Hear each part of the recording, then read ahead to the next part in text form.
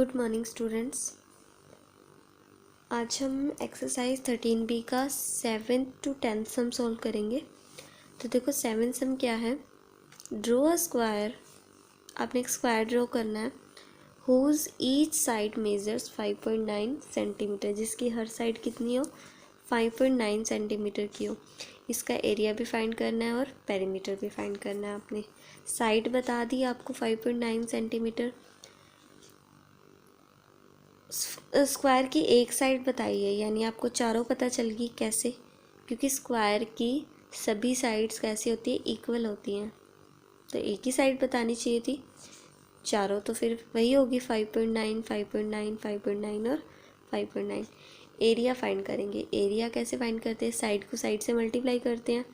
Perimeter कैसे find करते हैं, पेरीमीटर होता है सभी साइड्स की टोटल लेंथ। तो फिर चार साइड्स हैं, सभी इक्वल हैं, तो 5.9 को 4 बार प्लस थोड़ी करेंगे, एक बार 4 से मल्टीप्लाई कर देंगे तो पेरीमीटर भी आ जाएगा। तो देखो साइड और स्क्वायर कितना है 5.9 सेंटीमीटर। अब एरिया स्क्वायर फाइंड करेंगे, वो कैसे, साइड इनटू साइड होता है ये, ठीक है।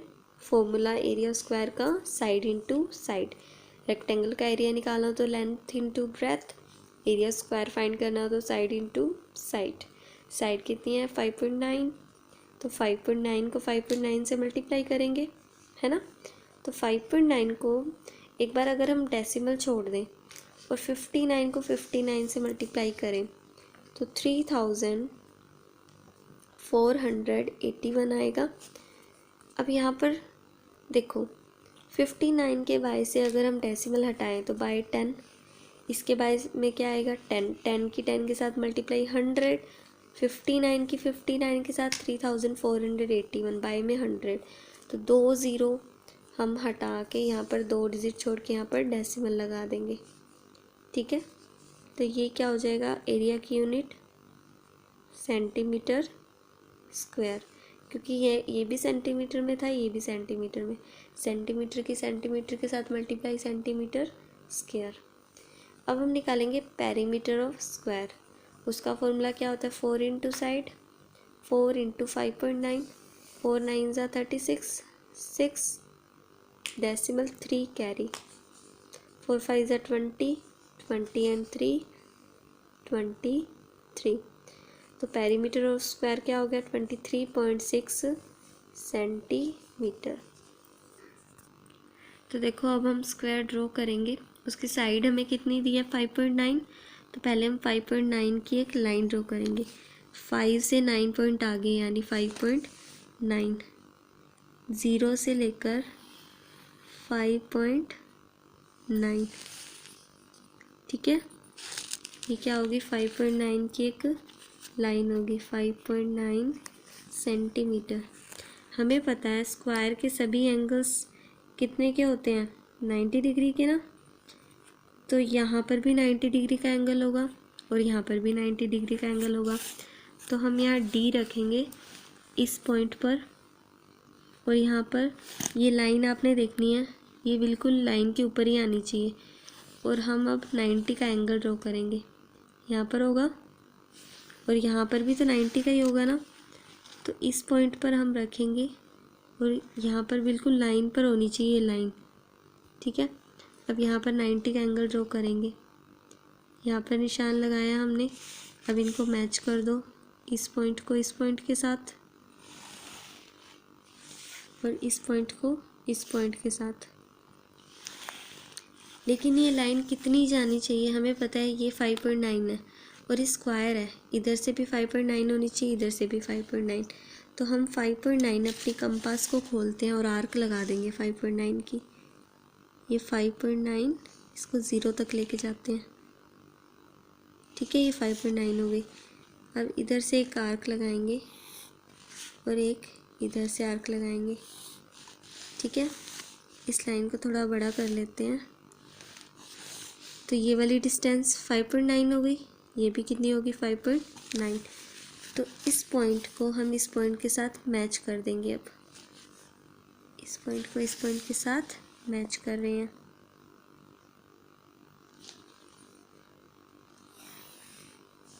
ये क्या बन गया, एक स्क्वायर। इसका नेम रख देते हैं ए बी सी और डी, जिसमें ये भी 5.9 सेंटीमीटर है, ये भी 5.9 सेंटीमीटर और ये भी 5.9 सेंटीमीटर है। ठीक है, हर साइड इसकी 5.9 सेंटीमीटर की होगी। अब देखो 8 सम, ड्रॉ अ रोम्बस। एक रोम्बस ड्रॉ करना है। रोम्बस क्या होता है, एक पैरेललोग्राम होता है जिसकी सभी साइड्स इक्वल होती हैं। तो एक रोम्बस ड्रॉ करना है जिसकी एक साइड 5 सेंटीमीटर है और एक एंगल इसमें 60 डिग्री का है। तो देखो हम अपने माइंड में एक रफ पिक्चर बनाते हैं रोम्बस की। तो कुछ इस तरह से होगा रोम्बस। लेट सपोज करो पैरेललोग्राम के शेप में सभी साइड्स इक्वल होंगी, ये सभी, ये 5 5 5 और 5। इसका नेम भी रख लेते हैं ए बी सी और डी। एक एंगल 60 का है, लेट सपोज ये 60 का है, तो इसके सामने वाला 60 का होगा। लेकिन हमें बी और डी के बारे में नहीं पता। हमें पता है कि अपोजिट एंगल इक्वल होते हैं। ए के सामने वाला सी इक्वल होगा, बी के सामने वाला डी, तो ये दोनों इक्वल होंगे, इतना पता है। लेकिन हमें पता नहीं कि ये कितने हैं। लेकिन हमें इतना पता है कि इन चारों का सम क्या होगा, 360 डिग्री। तो देखो हम सॉल्व करते हैं। देखो साइड ऑफ रोम्बस हमें कितनी दे रखी है, 5 सेंटीमीटर। लेट कर लिया हमने, एंगल ए 60 डिग्री है। तो एंगल ए के सामने वाला कौन सा आया था, एंगल सी ना। एंगल ए किसके इक्वल होगा, एंगल सी के, वो भी 60 डिग्री, क्योंकि अपोजिट एंगल्स इन रोम्बस, ये दोनों क्या हैं, अपोजिट एंगल्स हैं रोम्बस के। अब देखो एंगल बी किसके इक्वल होगा, एंगल डी के। हमने अभी रफ पिक्चर एक ड्रॉ करी थी, वो भी क्या थे, ये दोनों अपोजिट एंगल थे रोम्बस में, इसलिए इक्वल है।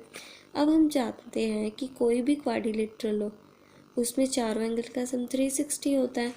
यानी angle A, angle B, angle C और एंगल डी का सम कितना होगा, 360। एंगल ए और सी तो हमें पता है 60, तो ए की जगह 60 पुट किया, सी की जगह 60 पुट किया। लेकिन इतना पता है कि एंगल बी और एंगल डी इक्वल है, तो एंगल बी की जगह तो एंगल बी हमने लिख दिया, क्योंकि पता नहीं है ये कितना है। एंगल डी की जगह भी एंगल बी लिख दें तो क्या हो जाएगा, क्योंकि है तो दोनों इक्वल ही, तो दोनों को हमने एंगल बी ही लिखा। Angle B plus angle B, twice of angle B, 60 degree plus 60 degree 120 degree equals to 360 degree. अब देखो ट्वाइस ऑफ एंगल बी यहाँ रहा, 120 डिग्री उधर साइड जाकर क्या हो जाएगा, माइनस में 360 डिग्री माइनस 120 डिग्री कितना हो गया, 240 डिग्री। अब एंगल बी चाहिए, 2 इसके साथ मल्टीप्लाई में है, राइट हैंड साइड में जाएंगे तो क्या हो जाएगा, 240/2 हो जाएगा। तो 2 1 ज़ा 2, 2 1 ज़ा 2, 2 2 ज़ा 4, 2 0 ज़ा 0। तो एंगल बी की value 120 degree. Angle B 120 degree आया। अभी तो हमने कहा कि एंगल बी और एंगल डी इक्वल है, तो अगर एंगल बी 120 है तो एंगल डी भी कितना हो जाएगा, 120 डिग्री।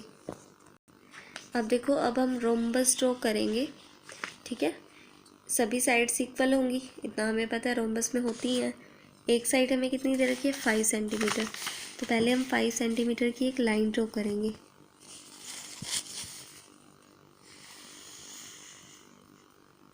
फाइव सेंटीमीटर की हमने एक लाइन ड्रॉ करी। अब हमें पता है कि यहाँ पर एंगल कितने का होगा, 60 डिग्री का। हमने पहले ही एक फिगर ड्रॉ कर ली थी रफ। 60 डिग्री का एंगल ड्रॉ करते हैं। देखो ये 0 हो गया, 10 20 30 40 50 और 60। यहाँ पर क्या होगा, 60। तो हम इसे ऐसे ड्रॉ करते हैं पहले।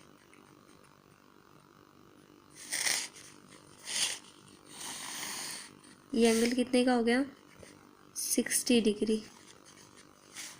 अब देखो हमें पता है 60 के सामने 60 होगा, लेकिन यहाँ अब हमारे एंगल बी और एंगल डी कितने हैं, 120 ना।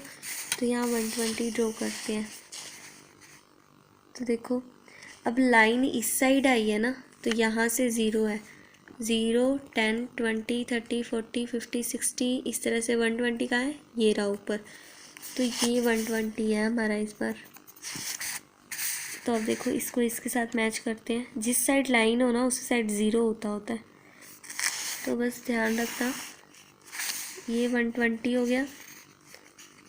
अब हमें पता है, बस काम हो गया। ये 5 है तो इधर से 5 होनी चाहिए, ये भी 5 होनी चाहिए। बस 5 सेंटीमीटर अपनी कंपास को ओपन करो, इधर से आर्क लगाओ 5 की, और इधर से भी एक 5 की आर्क लगा दो। अब इन दोनों पॉइंट को कर दो ज्वाइन।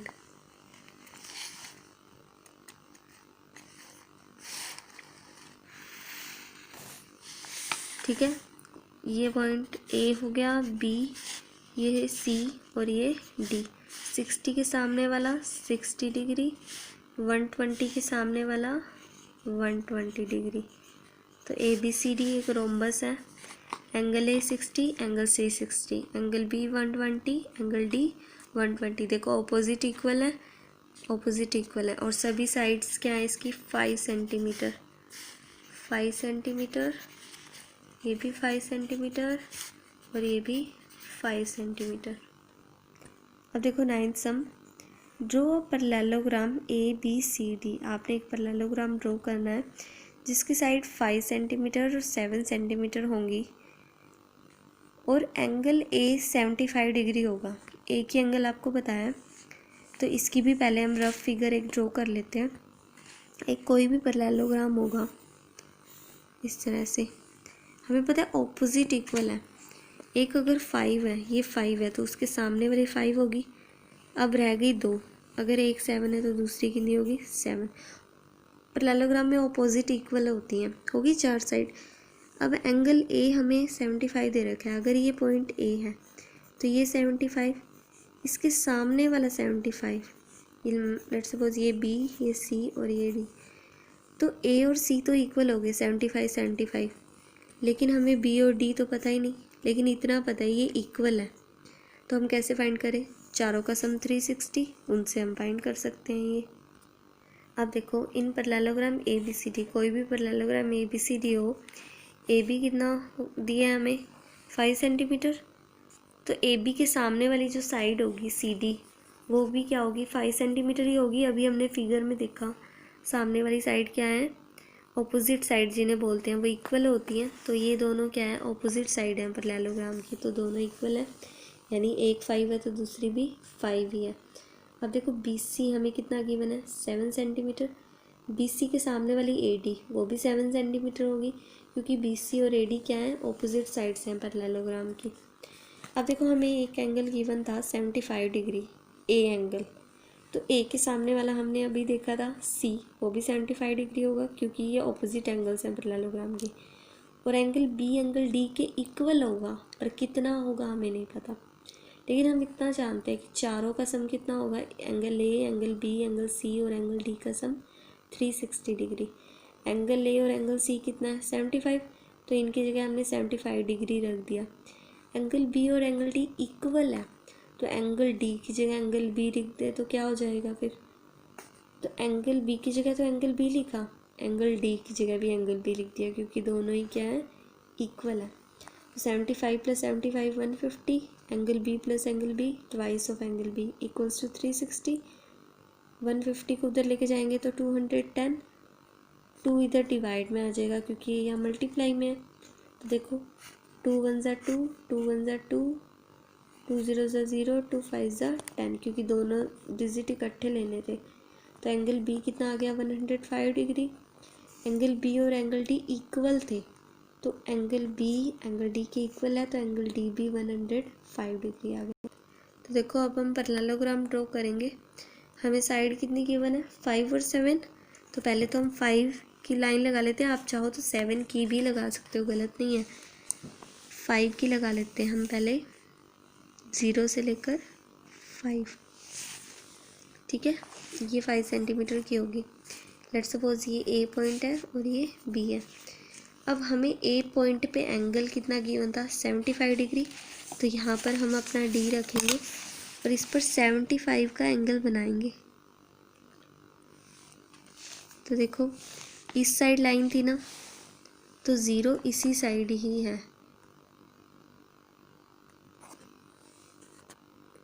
0 10, 20, 30, 40, 50, 60, 70, 70 से आगे यहाँ क्या हो जाएगा 75, 80 और 70 के बीच में बिल्कुल 75। तो इस पॉइंट को हम इससे ज्वाइन कर देंगे। तो ये कितना हो गया 75 डिग्री। एंगल बी हमारा भी कितना है 105 डिग्री। अब यहाँ 105 का एंगल ड्रॉ करेंगे। तो देखो यहाँ पर हमने अपना डी रखा, ज़ीरो किस साइड होगा जिस साइड लाइन है। तो यहाँ से लेकर 105 तक पहुँचेंगे हम, 80, 90, 100 और यहाँ क्या हो जाएगा 105 यहाँ पर। तो इससे हम मैच कर देते हैं। यहाँ पर कितना हो गया 105 डिग्री। अब एंगल तो बना लिए। अब ये 5 सेंटीमीटर की थी, इसके सामने वाली 5 होगी, लेकिन ये कितनी होंगी फिर 7 की, क्योंकि हमें 7 गिवन है। तो 7, 0 से लेकर 7 तक की हम कंपास खोल लेंगे और 7 की आर्क लगा देंगे। इस लाइन को थोड़ा बड़ा कर लेंगे क्योंकि छोटी रह गई है ये। अब ये जो 2 पॉइंट हमें मिले, एक ये और एक ये, इनको हम अब करेंगे मैच।